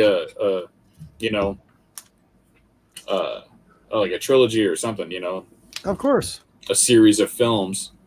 But I guess it didn't get the box office boom, No, it didn't. It failed. In which is a box office. shame, and for some reason the Edgar Rice Burroughs stuff really hasn't been, It's captured. irritating.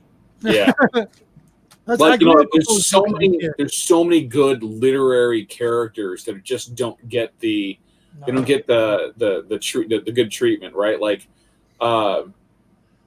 what's his name? Alan Quartermain is a big one, right? Yep. From Yep. H. Rider Okay. Haggard, right? That Alan Quartermain series is phenomenal. If you read Yes. the actual books, the Lost World and Yep.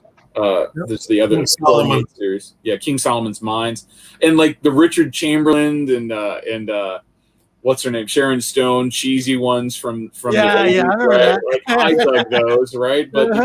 they're cheesy. They would be very well done, and they don't do it. It's the same with like Tarzan. The last great Tarzan film was the one with Christopher Lambert. Greystoke, The Legend of Yes. Tarzan. You came out of the movie theater. You came out of the movie theater Yeah. going. Remember? I See, remember that. Alan Quartermain was the inspiration for Indiana Jones. Yes. That's where they took off from. And those Alan Quartermain movies are spectacular. You've got to go back and watch those. They are awesome. And honestly, I thought Sharon Stone was great in those movies, right? It was like that golden age jungle action, kind of comic stuff. It was Sure. It had a little bit of camp to it, but it was still fun, right? She had that that good girl look to her, through the whole film. It was really well done. And a shout out to Joe 47771. Yeah. Yes, that is what that's called. And A string potentiometer. Damn, that's Yes. right. That's right. I'm glad somebody knew what I was talking about. Yes, he did. Thank That's you, awesome. Joe. Good job. Google is your friend. Oh, hold on. What do you got here, bud? Very, very Unruly good. Simeon. Oh, Unruly yes. Simeon Day. Okay. Big shout out to Unruly. Unruly, Yeah. this is awesome. I don't know if it's me or if Oh, it's bring you, it back up, buddy, and just let Yeah. it clear up. Give it a minute. Yeah, it's just Yeah. you're a little No. pixelated right now. But Yeah, what is give that it a from? second. Jeff? Huh? Jeff, it's not very clear. What is it from? It is Vampirella. Vengeance of Vampirella issue 8. It's not clearing up. Come on, now. Did anyone think Hold on. it Put was, your hand on the mic. Yeah, there you go. I am. Yeah, give it a sec. did anyone think it was anything other than Vampirella? No, of course not. No, what's funny though is I picked up Oh, good. 6 and 7 today. I was looking to see if I had 8 in there as well. I was just going to pop it up and throw up the actual page. Yeah, beautiful. Big shout out. That's And then nice. That's nice, Jeff. That's Yeah, nice. I got the pages right here. So I got an idea for it There already. you go. Yeah, so I got an idea for it. Oh, it's the already, new so- Vengeance. Oh, it's the new one. Yeah. He found I don't know how he found them, but yeah, he found pages from it. At this point, anything that comes out recent, you can pretty much contact the artists, you know, either like through Instagram or through their agency, and you can buy the stuff directly from them. Yeah. I know Comic Man Andy had bought some original artwork pages from Kanto. He actually bought a 2-page double layout. This is the panel here. So these are the Kanto. 2 panels right there. Right on the left for us, on the right there for you. Yeah, they're both. I got 2 panels from them, so I got this one and the other one. Oh, that's awesome. Yeah. Awesome. So I got an idea to put those 2 in a frame, and then probably end up finding another copy of this. Ended up grading it and put that right in the middle. Sweet. Yeah. Very, So, very and then cool. like the red velvet type look in the back behind it. Right. And then go lining around the pictures and the slab. Nice. So the go with her outfit. Do you have any more questions, bud? Gentlemen on the panel, do you have any more questions for the Geek Aficionado? I've got 2 that I'm going to ask him. I got one. You go ahead, buddy. What's the wife think of you pressing, and what's the wife think of you collecting? So she met me, and I had, I want to say, maybe we'll call it 12.5 short boxes. Okay. So it's okay. I have over 20,000 books now. I don't know how many short boxes that fits into, but she's been with me for the whole time. Oh, okay. So as much as all of that has built up, she doesn't think it's cheaper than Coke, but it's definitely less hazardous to my health. And as far as the cleaning and pressing goes, yep. That just funded our trip to the Grecian Isles okay. for our anniversary this year. So Very nice. She's okay with it. What's your anniversary? 21st. Congratulations. That's excellent. Yeah. I got another question. Okie doke. Go ahead, buddy. As being a presser, I suppose that you have found out that when you go to buy books now, that you can look at a lower grade book and pay a lower grade price and take that book back and press it for your collection and get a bargain out of it. Have you found that? Have you found it to be right? Have you been doing that? Damn day. Every single day. Yeah. I don't buy slabs typically unless it's like a 9.8, of a book that I just haven't had any luck, and it's a good price. I'm like, all right, yeah, I'll just take it. Like I got Civil War 3, the Michael Turner variant with the Iron Spider on cap shield. Nice. I got that from Nemesis Prime. He like showed an unboxing, on Instagram, and he's like, "Hey, these are all for sale." I'm like, "How much?" Yeah. And he's like, last sale was like $275, $300. I'll sell it to you for $200. I'm like, sold. I'm like, yeah.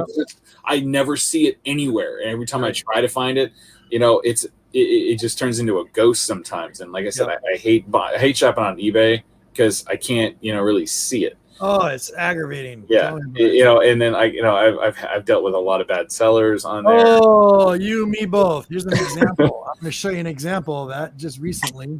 Well, that crack on that Strange Tales 169. I mean, I'm shelling out over $200, and I'm like, and the book's cracked. I'm like, it didn't look like that in the pictures. He's like, you did that. I'm like, whoa. Yeah. Whoa. No. You're taking the return, and this time eBay's working for me. And exactly right. You are going to return that book. Yeah. So I've had that rough time, but yeah, I everywhere I go, yeah, I can improve that. So you could probably improve this, right? Let me show you this. I don't know. Well, let me show you something. All right. I got these off of eBay, and this is very frustrating. So these are the square bounds you were talking about? Yeah. Okay. So this one here, of course, there's a piece missing there. That was not in the picture. Yep. That. Yeah, But can't put that. it's got a fold like right along the seam. Okay, so glue bound, right? What do you see wrong with this one? Can you see that? Staples. Extra staples. Staples in it. Yeah, those are staples on the outside.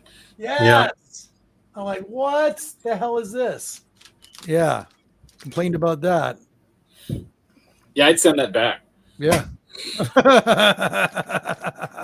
Otherwise, you're just going to have a couple extra holes in that book. Exactly right. Any more questions, gentlemen? Oh, Monty? if you could focus on me for a second. Absolutely. I don't know if Captain Comics is still in the show. No, go ahead. He'll show if he's gone, he'll be back. Yeah, I got that's an this. awesome shirt. It's all fun and games until someone needs an eye patch. Nice. This was at the end of the Pirates of the Caribbean ride. Sweet. Disney. He's gonna like that.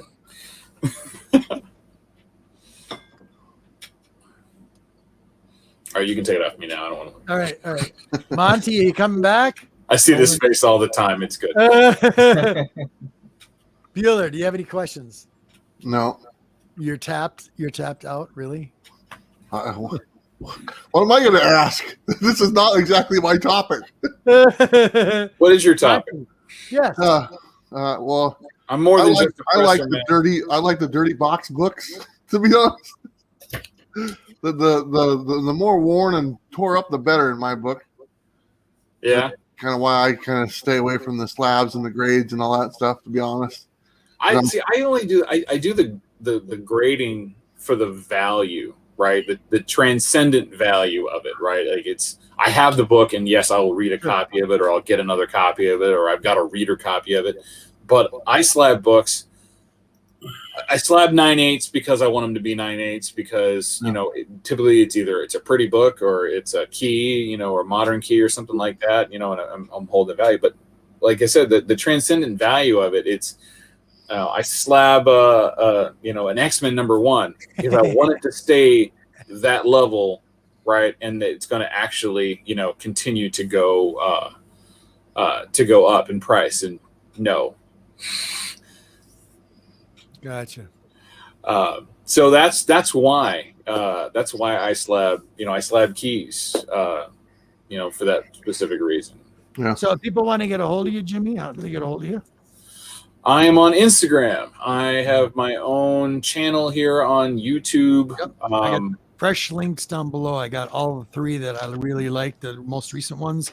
So everybody down below, all of his recent ones. So make sure you check out Jimmy. He's got some great stuff, you guys. Yeah, Instagram, and if you check out my videos, I have links to for resale of books and for the comic rehab pressing service. Monty, you lost some weight, buddy. You lost some weight. I can see that. I haven't seen you in like a month. You've lost. Yeah, some weight, buddy. I've been working a lot since I was. For those people that don't know, I was off for 6 months with an injured shoulder and neck injury. Oh, and I was out of work and I was on disability. And when I went back to work, they put me back to work. Yeah, they did. Overtime. All over. Yeah, and I can't.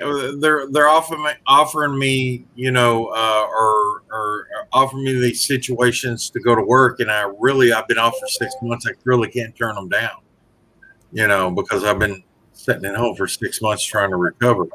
Yeah. So yeah, I've been working quite a bit. I mean, I'm driving 2.5 hours to work, then 2.5 hours back, and putting in my regular 8 hours. So I'm getting 5 hours a day overtime, and which is good for me. But then I was trying to landscape around my house and build a 45 by 30 barn. Nice. Put all my comic collection in because my house is too full, and it's going to be a production studio and an office and a place where I can do my videos and have my collection. Any more questions for our guest tonight, Monty? I think I'm good. Okay. Jeff, you had some more books you wanted to show really quick? Yeah. Go ahead. The vampires I picked Tell up us about them. Yep. Yeah. Vampire Before I get 32. to my last 2 questions. Yeah. Vampire 32. Show what you got at the con. Now, what did you get at the con? Yeah, these are what I got at the con. Okay, awesome. So how many 38. you're waiting out for the full run? 18. 18. So is number one of those? No. You got number It's one. not. He has number Yeah, I one. got number 1. And it's from Steve. Steve got me Yep. number 1. Oh my god! Of course he did. Look at that. Yeah. Look at that. Oh, that presents really nice for a 4 or Yeah. 5. Yep. That's beautiful. That's really great. Yeah, and then I got 2 and 3, and then I got 113 and 112. 112's off grading right now, so I just got a copy of 113, and I'm still trying to track down the annual.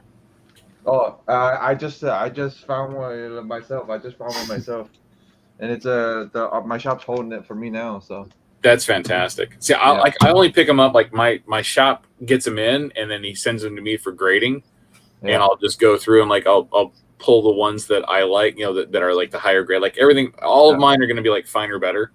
Yeah. So I'll grab those, and I've just been slowly just chomping away at it. Yep. And then this is St. Julian, and then I got all the 100s done. So all these are done. Congratulations. This is my last buddy. 100. That feels This is good, the doesn't last- it? Yep. This is the last 100 that I'm done. So I'm done with all the 100s, and that's it. Congratulations. Yep. Was So that all? now, are you going to go back and start all over again? No, I might go with I might start collecting the German editions, the foreign editions. I may. Nice. I'm not sure yet. There you go. All right. Any more questions, Jeff? No. Jimmy probably answered all of mine. So. All right. All right. All right, Jimmy. You ready, Jim? I'll try. Okay, here we go. Oh, these First questions. Yes, sir. Ready? Do you have any inspirational thoughts or ideas for the community as a whole? Just I that's not something that I think. This community is so amazing. Yes, it is. Right? You know, like everybody is so generous and so supportive, and like Jeff got these Vampirella books, and everybody's like, "Yeah, man, that's awesome!" Right? And nobody's like, "I fucking hate you." Nobody's like that here. You know, I mean, there's some people in the community that are a little bit, a little bit too much. In my opinion, I don't necessarily gel with them, but everybody here is so freaking cool to each other, and so inviting, and so welcoming, and easy to talk to. And I think it's fantastic. I don't have any inspirational thoughts or ideas for any. There's no improving on this. Just keep being cool to each other. That's what we want right there. I like that. People. What'd you say, Bueller? I said that's a good one. I like that. Yes, I did too. All right, next one. You ready? What does thinking outside the box mean to you? So that's a phrase I hear all the time. Good. Now the reason why I hear that phrase all the time is because I've spent so many years working in architecture and design for networking and infrastructures and stuff like that, and I constantly have the business coming to me and going, oh, "This isn't working. We need to figure out how to do this." Like we've tried this, right? And I have spent a large chunk of my life, probably half my life. It's an imperative of my job to think outside the box. It's, for me, what that means is finding a solution to a problem that's not in a direct method, right? It's coming at it, thinking about it from other angles, right? Right. From the side or from the end point and working backwards. It's unconventional thinking or wisdom applied to a situation or a problem. That was awesome. Yes. Thumbs up here. That was excellent. What do you do? Okay, Jeff. All Jeff right. got more Vampirellas. Yes, he does, No. of course. And I'm good with it. Since he was talking about 113. Oh yeah. So, Jimmy, you know the significance of this cover, right? There is something very familiar about it, and I do not remember what it is. It's issue 64 of the Warren run, and this is a Harris book. This is the first Harris book. Oh, it's when Harris took it over. Yep. It's They 113. ended it. So Yeah. is it the same as 64, or is it an homage of 64? It is a lawsuit type book of 64. That's awesome. Yeah, because it's a reprint. It was because they had went bankrupt. Two There was one brothers. that thank went you, bankrupt at the guys. time. Oh, wait I a know- second. There was something really quick. What was it? I think this might be for Bueller. Hold on. Wait What's a up, second. Dustin? Wait a second. How you doing, Dustin? I have a question for Blowtorch. All right. What's the question? Blowtorch. Yeah. How you doing? There you go. It ends right there. Okay, what was it? All right.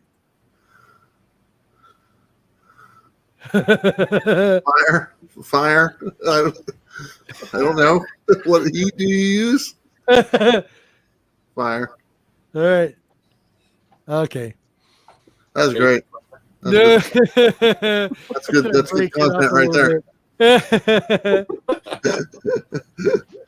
Really selling it. I got a question for Bueller. Hey, what's going on? Oh. What do you find the most challenging about doing your YouTube videos? Staying awake through Well, honestly, Thank you so much, Bueller. I really appreciate it. I don't know if I find them challenging, to be honest anymore. Every now and then they do get a little, like the preview video gets a little tedious because that's the one I've been doing for so long. Right. And that's just, it's just a paint by numbers video. I do the same thing every week. I just pull the images, I label them, I say what the books are. So that just gets a little tedious, but the other ones are kind of fun. The coffee video is fun. I look forward to doing that, and I look forward to doing the top 10 because I can put a little bit more my personality into it and stuff. But I really don't do a lot of other videos anymore. I just kind of do those, and I haven't done a lot of my other ones that people liked for almost a year. And I might revisit them, but honestly, I'm pretty content with what I'm doing. I've got my schedule worked out to where I'm only like doing videos like 2 days a week, and it's doing really well. So I don't want to break something that's not broken. So I just keep on doing it. I was listening to you were I forget who you were on, Travis, and but you were talking about like how you had gotten started and doing it, and like the videos that you were doing early, and like when you go out and and you go to like to shows, to people recognize you, and you're like, what the hell, right? Like you never thought that people were actually watching the videos, or and I thought it was just I mean, I'm out there shoveling snow and listening to this, right? So I'm like not actually watching anything, so I no reference of like I totally forget who it was that you were talking to, but I just what I really found interesting was what you just mentioned about like the ones that people like are the ones that you're not doing as often, right? Because they're like either they weren't fun for you, or you went and did something that you thought was fun and you didn't catch on. And I run into that shit all the time when I'm trying to make content. It's just like, like I try to do something and it's like, 10 people watched it and it's like, okay, went over like a lead balloon. I mean, I kind of have a couple. I mean, I have ones that have done really well that I just don't make anymore, and I can make if I wanted to, and I just for some reason I just don't. I don't really have a good reason why I don't do them. I can sit down tomorrow and sit there and make that video and put it out on Monday morning, and people would, thousands of people would watch it, and I don't know why I don't do those anymore. I just don't. I mean, that's really all there is to it. And then there's been videos I've done to where like they didn't get the audience, and I was really looking forward to seeing if the audience would enjoy it. And you gotta focus your time where it works. If it was the video I did when there was two of me talking to each other.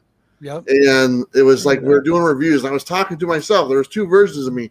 It took me 3 days to make the video. And it like people liked it, but it only a 50-cent haul video got 4 times more views, and that took me a half hour to make.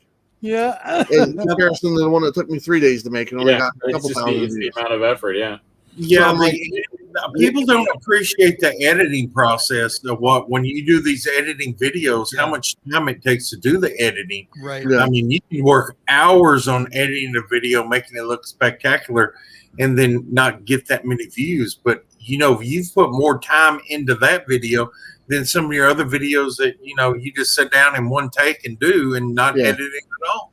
Exactly. I mean, I started doing this series called Slab City, where it was like about grading books and like, buying books raw and selling them slabbed and going through that whole process and just trying to do segments and trying to make it interesting and try to, kind of put it together. And it was like, there's a lot of work in that, right? It's like, that's not something I've got enough time to do as a weekly show. Like, I'm like, okay, maybe I do it, less often, but yeah, to your point, like I can sit down and I can make, a 15-minute video on a haul and I can edit that. And, like that's 30 minutes of time that I've spent, right? And it still gets the views, so there's clickbait there.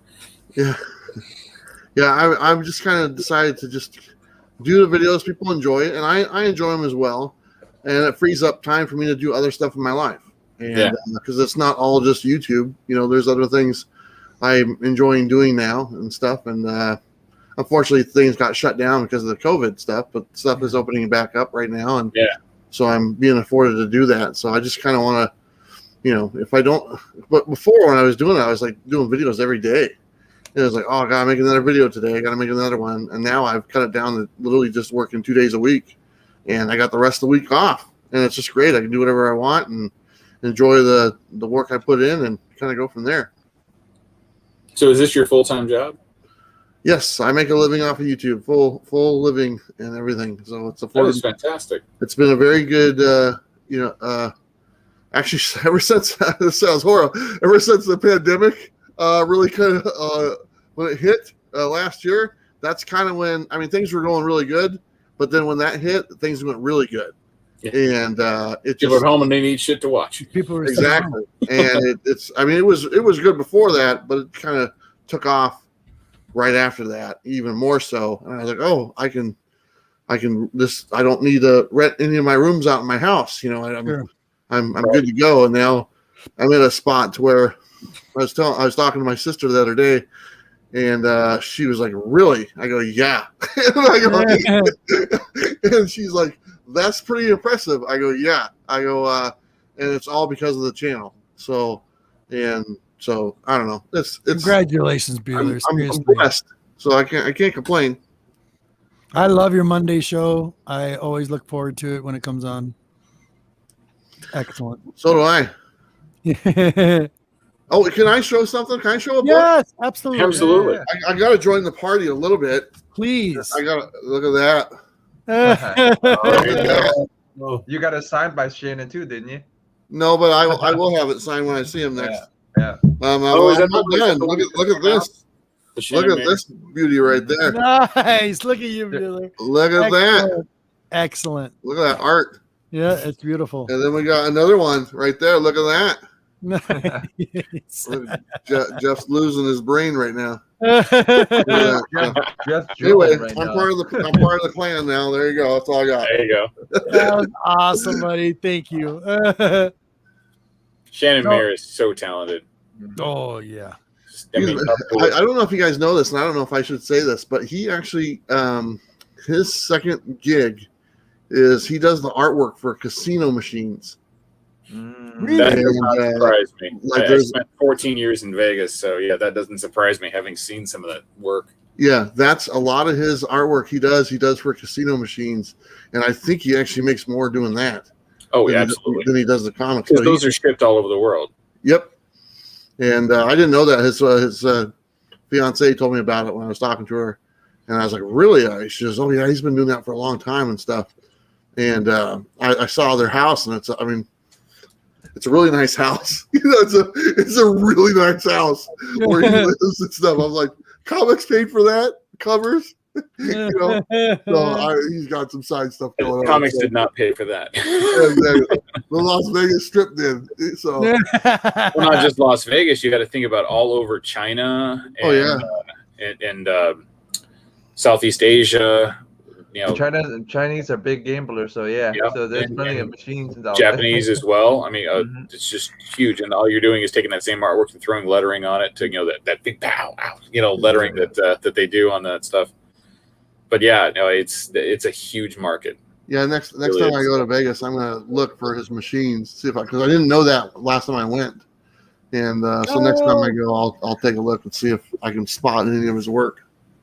Yeah, and you'll see that there's a lot of intricate stuff. You start walking by some of those, it just they're fantastic artwork that they do for the. But yeah, Shannon Mayer, that dude's something special. Like first piece I saw from him was a Vampirella Valentine's Day special. Yeah. Oh, yeah. God, just so gorgeous. And yeah, fortunately came back a 9.8 for the copy I picked up, but it's just so beautiful. So I've been picking up his stuff, and he's really good at capturing ethnicity into the actual, like it's not just drawing everybody and they all have the same look, right? Yeah. He puts he puts it into the characters, and it's just they don't all look the same, right? Yeah, he's got a great use of color when he colors it, and especially like when if he does like characters that have color in them, like Gamora or something like that. Yeah, they pop off the page, and those are some of my favorite. Yeah, he did a great. See him in New York. I think he's going to the New York Comic Con, so if I go there, I'll be able to finally meet him in person and stuff. It's funny because the only autograph I have of his is the Christmas card that him and his fiance sent me. That's my only Shannon Mayer autograph. That's fantastic. Did you do like an interview with them or something? He was actually a really big fan of the show. Oh, that's fantastic. Nice. He loved him and his fiance watched the coffee show all the time, and he reached out to me, and he's like, "Man, I really enjoy your show and stuff." And we kind of became friends or whatnot. And I interviewed him once, and we touch base every now and then, and stuff. But yeah, he was actually a fan of the show. He sent me one of his original, the first book he ever did.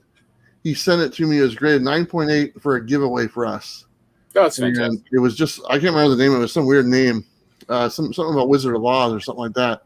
But he's like, "Hey, I want to send this to you. You can give it away to, for your 10,000 giveaway or something like that." So, but I think it was a 2-year anniversary or something. But yeah, he's a good dude. He's a really good dude. Very cool. Okay, it is going on to 2 hours, gentlemen. That's excellent tonight.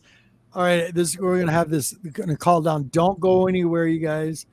So the first person here, Monty, what you got coming on the pipe? Tell people. Well, I hope to get back to doing comic book videos, but if work is going to be the way it is, it's going to be a while. And things are in shambles here at the house, and it's just a lot of work, and a lot of work. So I don't know what's going to happen. I'm not even going to predict the future in that aspect. But all I know is I'm still collecting books, but I'm just not showing them off. Okay. Jeff? Yep, I got this Damn Cursed Children with Howard Wong and Josh Stafford. Looking forward to this.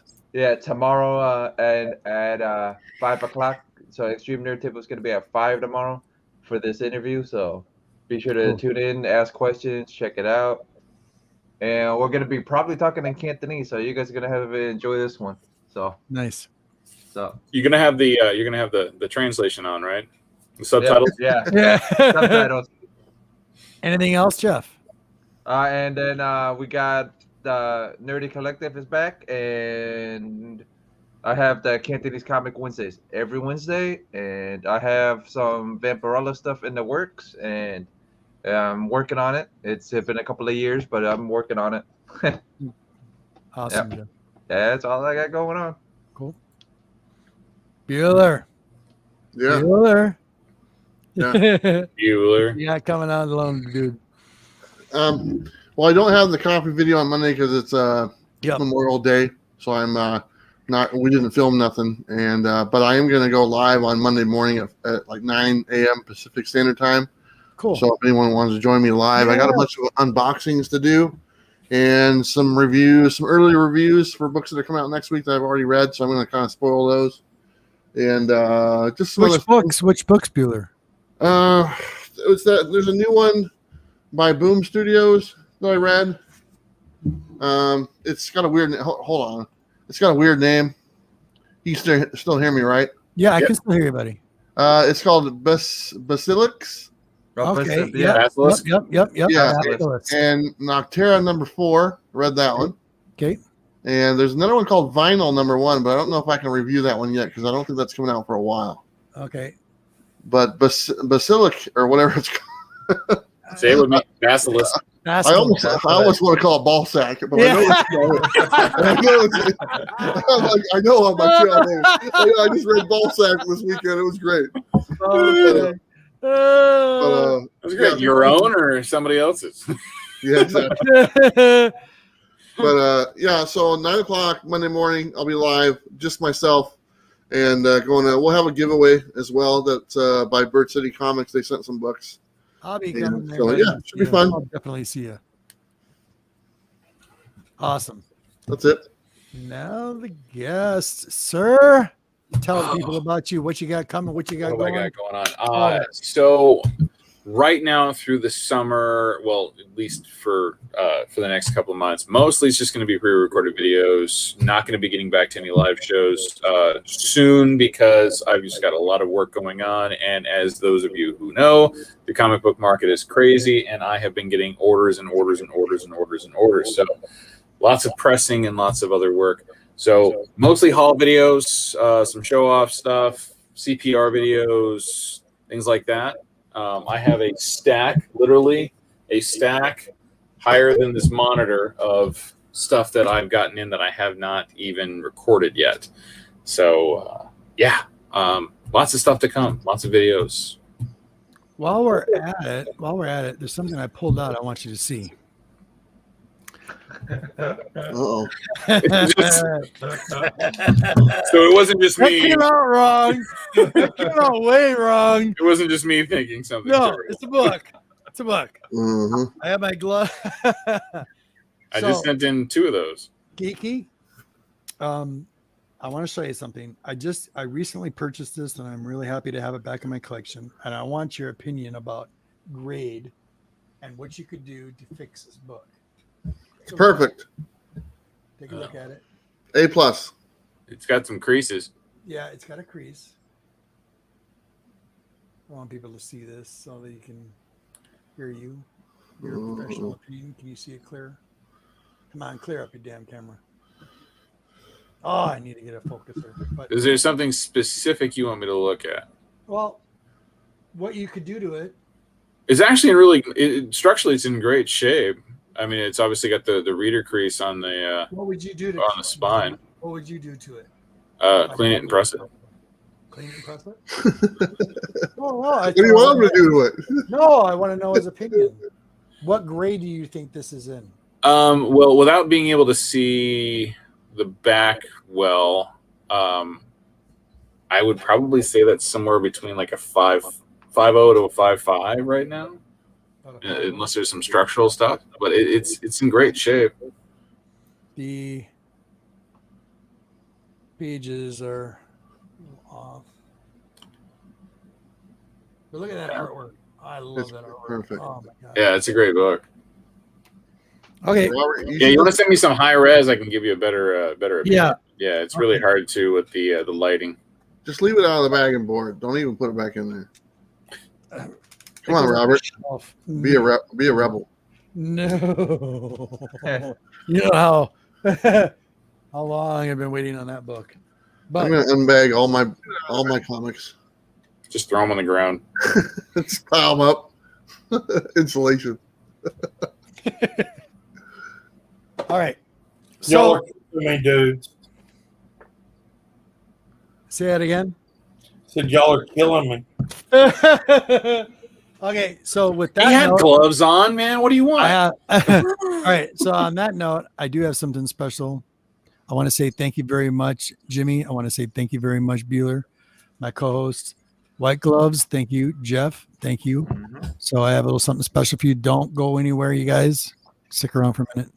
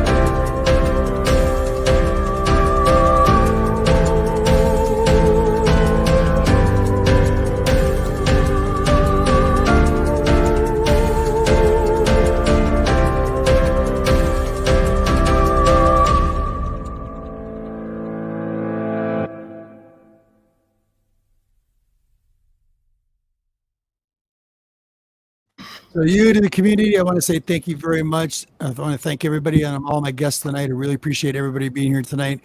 Come back next Saturday. So we got another surprise guest for you. Got it all lined up for the next 3 weeks out, you guys. Thank you very much. Thank you. And peace, love, blessed be. And we'll see you next Saturday. Out.